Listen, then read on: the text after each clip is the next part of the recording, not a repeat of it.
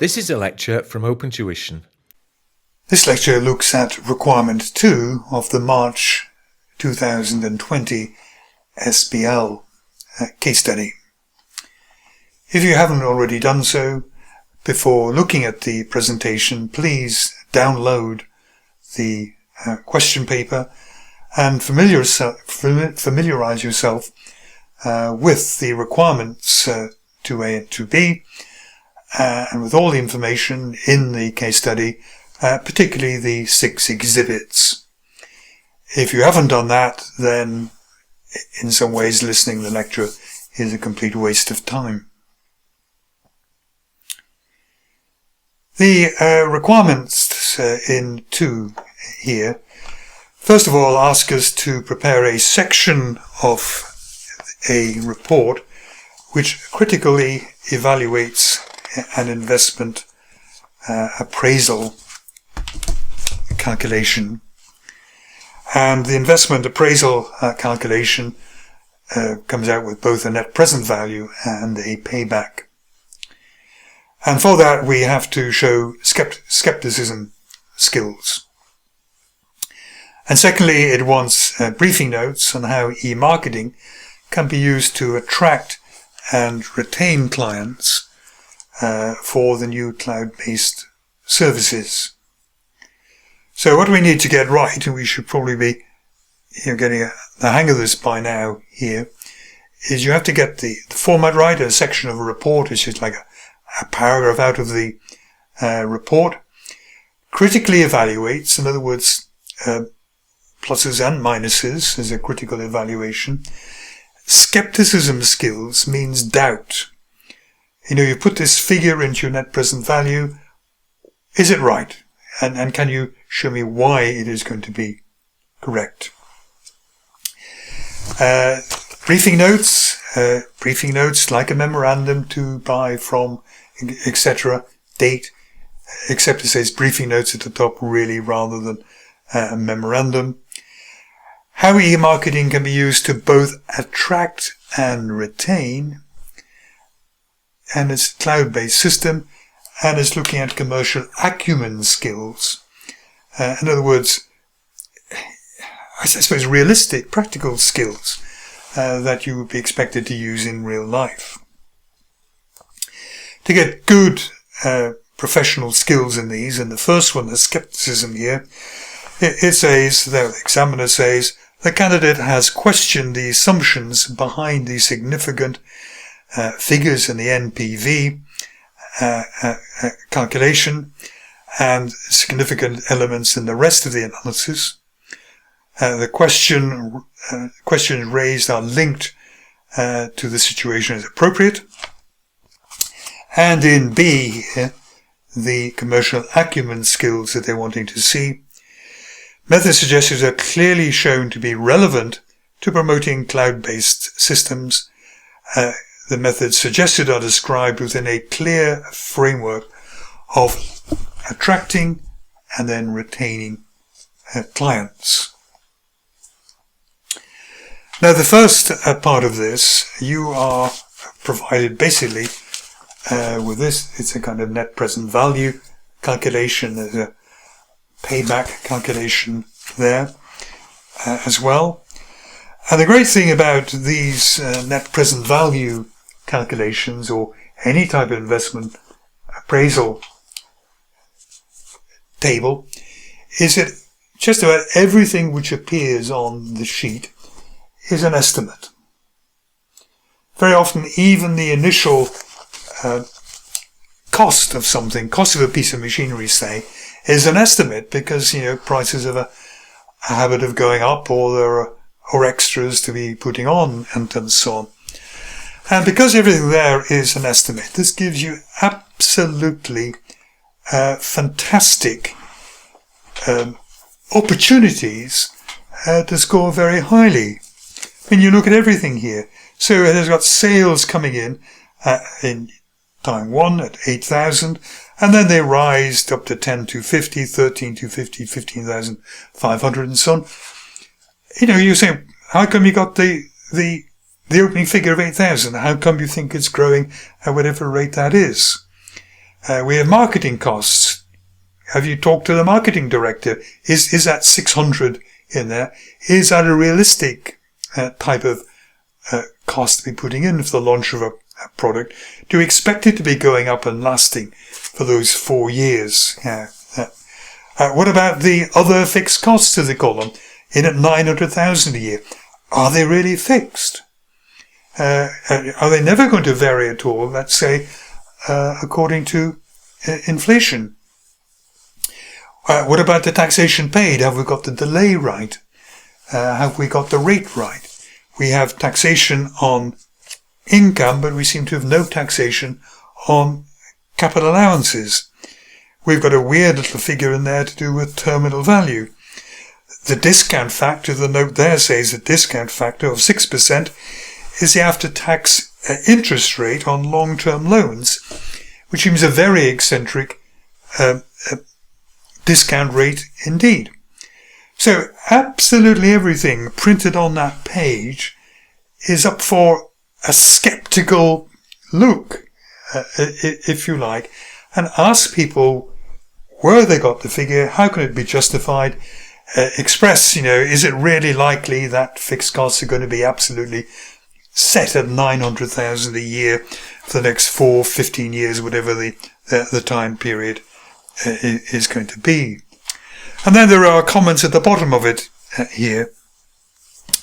The payback period. The payback period is coming in here at 3 years, 1 month. The payback target is 3 years. The comment says, therefore, reject. But for goodness sake, so much is estimated in that calculation. Going over the target payback by 1 month is hardly the kiss of death to the project, given it's dependent on so many assumptions. So that conclusion is probably, I would say, a little too definite. So the amount should hang together. By that I mean that if you're increasing the sales, you'd expect some costs to be increasing as well. You'd expect some sort of relationship to be between profits and tax and so on, a kind of fairly constant relationship. Technical errors could be made. For example, the discount rate that was used, maybe omitting capital allowances in the taxation. And then, as I've already said, don't forget the comments at the end of the appraisal. That whole page is the investment appraisal recently, or rather prepared by a recently appointed assistant. And because this person is recently appointed, is probably likely to make some errors. The second part of it, briefing notes on how e-marketing can be used to attract and to retain clients. Well, something practical, website and Google disposition. So if we are launching here our new cloud-based services here, we need to let people know about it, and making sure it's properly included in our website is good, making sure it attracts people's attention, making sure our website comes high up to the top of any kind of Google list. If people type in, cloud services or something, we want to be near the top of that list. Metadata is important. Metadata is the sort of information you put in a website that isn't necessarily seen by the user. So if you just have the title of the company, Techthere for you, it doesn't of itself say anything about cloud services. So tucked away somewhere in your website, you need the term web services. It's probably going to be seen by people in this case, but not every situation means that the key words, if you like, appear on the face of the website. We could look at paid for, sponsored advertising. We could have pay in the basis of messages delivered or click-throughs and so on there. So anyone who kind of investigates almost anything to do with remote solutions, data warehousing, big data, any kind of words like that, it'd be quite nice if one of our little paid adverts would kind of come up there, and then user clicks on that, and if they click on it, then we pay the advertising fee, but not otherwise. There are social media. We were told initially that they're not very good at social media, but social media is a very powerful way for letting people know by tweets, for example, that you're now in the market for supplying these cloud services. Analysis of current website visits. So we have people coming to our website looking perhaps for services. We probably have a search field on our website. And if we were to record that a lot of people are kind of putting in there services, cloud services, that's an indication that they're interested. But we want to make sure that if they type in cloud services, that it takes them to the bit of our website where it is. We want to make sure on any kind of drop-down menu we have that our new provision of web services is easy to find. We might make a bit of a splash, if you like, in the first few months, saying we now provide web cloud-based services. Individualization is almost using a little bit of the 6 eyes of e-commerce here, but individualizing people's visits to the website. So if previously they had expressed some sort of interest in cloud services, they don't take it up, but when they come back again and visit us, we make sure that the provision of cloud services is right, brought to their attention. And we've seen this all happening in kind of every time you visit Amazon, they know what you've bought in the past. They know the type of music you like, the type of TV programs, films you like, the type of books you like, and so on. They can make sure that they give you easy to access information about what they think your interests are. Send out regular emails and newsletters to people. This allows us to, every month, for example, let people know what we're up to, and of course we'd let them know that web service is now available. And perhaps special offers. For next 6 months, if you take out, I don't know what it's going to be, 10 terabytes of cloud services and something with us, then you get that for a special rate. And then it'll settle back down to its normal annual rate after that. These are all good practical ways to attract, we hope, people to our new cloud-based services. Retaining people. Retaining means, of course, giving them good service. That has to be important. And how do we know if it's good service? And the way we know it's good service is perhaps through interactivity.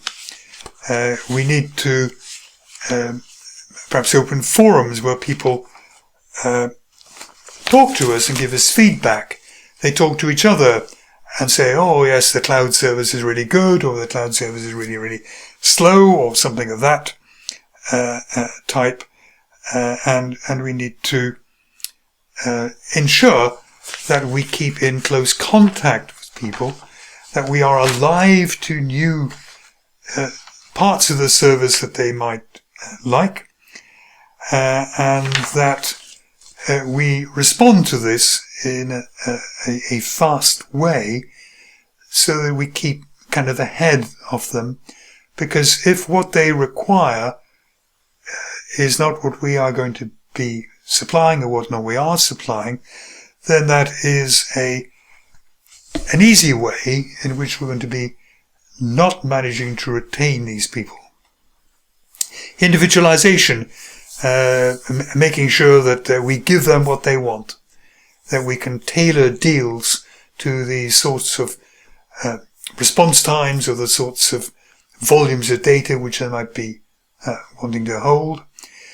As it comes near the end of their contract, maybe 2 months in advance, we make sure that we send them additional emails saying your contract is about to be up and you come and contact us to negotiate next year's contract and so on.